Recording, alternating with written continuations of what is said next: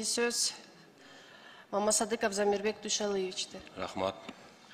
Бактергеш, сіздің қатышуыңызда бір нәрсені тақтап алайын деп отырмын да.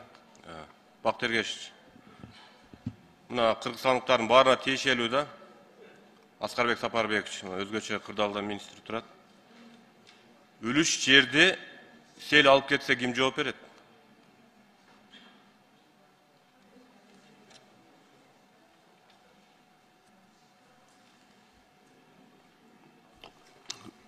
Үлүш жер, өзіңіз айтып отқанда, үлүш жер бұл сельхоз айыл чарба жері.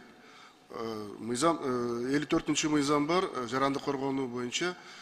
Мәселен, сельхоз жер, жол... Ким жооп берет, айтсаңыз? Мен сельхоз. Мен сельхоз. Сіз жооп беріп қойсаңыз, Аскарбек Сапарбекович.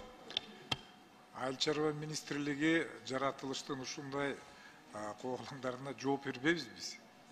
Біз айыл чарба өндүрүшүнө жооп беребиз. МЧС-ке қарайды. Бактергеш, шундай маселе көп.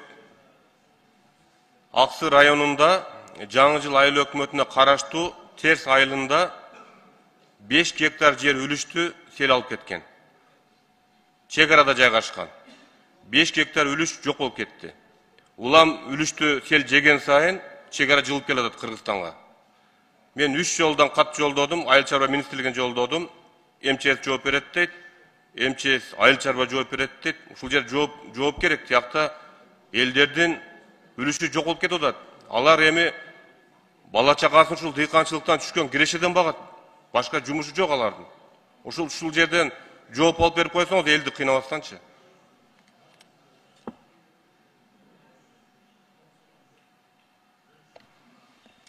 МЧС сиз тагыраак жооп бербейсизби?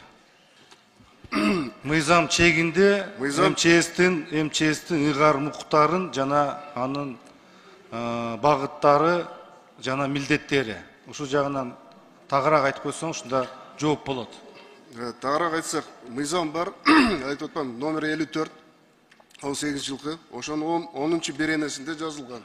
Ар бир ведомство өзүнүн карамагындагы объекттерди коргойт деп. Мен сельхоз ошо карамагында турса айыл чарба жерлерди ошо карайт. Жол болсо Минтранс карайт, стол болсо энергетиктер карайт, же башка жерлер. МЧС только аймактарды жана жарандардын турак жайларын гана коопсуздугун камсыздайт. Мага жооп берилечи, ким жооп берет? Эл күтүп атат да. Замир Душалиевич, Кыргыз Республикасынын жаранынын жер үлүшү анын бүгүнкү күндөгү менчиги. Ал айыл чарба министрлигинин менчиги эмес, биздин карамагыбызда эмес ал. Ким жооп берет ошону? МЧС жооп берет. Үйдөгүдөй эле. Эгерде жарандын үйүнө ошондой кооптулук болуп атса, селдин аркасында. Бактерге ушундай МЧС жооп берет. Мындай кылайлычы. Ушул боюнча бул жерде ким жооп берет деп аз убакытты кетирбейлик. Ким жооп берет деген азыр биз тактайлык өзүм жактачы. Анан кийин шуну көзөмөлгө алып коюңузчу, биз 3 жолдан кат жолдон жооп берип коелучу. Анткени азыр мен бир сөз сүйлөсөм, туура эмес болуп калат, азыр ачык айтып коеюн.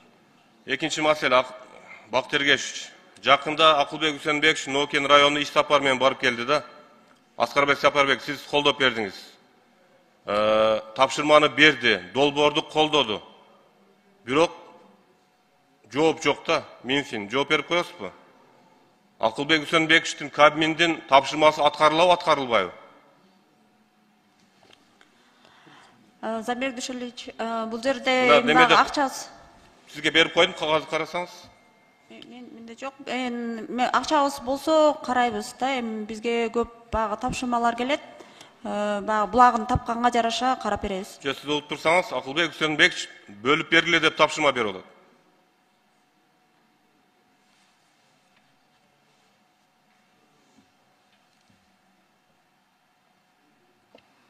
Сиздин кагазында менде Акылбек Үсенбековичтин резолюциясы турат. Бакитаев жана Жаныбеков. Прошу включить в капитальное вложение республиканского бюджета 23 год. Надо проработать деп резолюция турат. Бул резолюция алгандан кийин, бул жерде сиздер жакшы билесиз. нормативный правовой акт бул. Анын распоряжениесі чыгат, анын өзүнүн долбоору чыгат, анын бирөө демилгечи болуп чыгат. Ошондуктан ал өзүнчө процедурасы бар. Бүгүн эртең чечилет деп айта албайбыз. Бүгүн эмес, негизде жооп берип болот. Эгерде ошол резолюциянын негизинде сизге жооп келет. Рахмат. Кийинки суроо Айыл банктын жетекчиси, Эрска банк жетекчиси. Аксы районунда эң чоң айыл аймак Учкоргон айыл аймагы. Калктын саны 30 миңден ашуун. Райондон 80 чакырым алыстыкта. Бирок бүгүнкү күндө ушул чоң айыл аймакта Айыл банктын да, Эрска банктын да банкоматы да жок, бөлүмү да жок. Эске алып коесуңарбы? Макул. Жок. Коюп бере аласыңарбы? Банкомат бөлүм ачып бере аласыңарбы? Айыл өкмөттүн жаңы имарат куруп коюптур. Силерге место бар да, мүмкүнчүлүк барбы? Жооп берип койсоңор.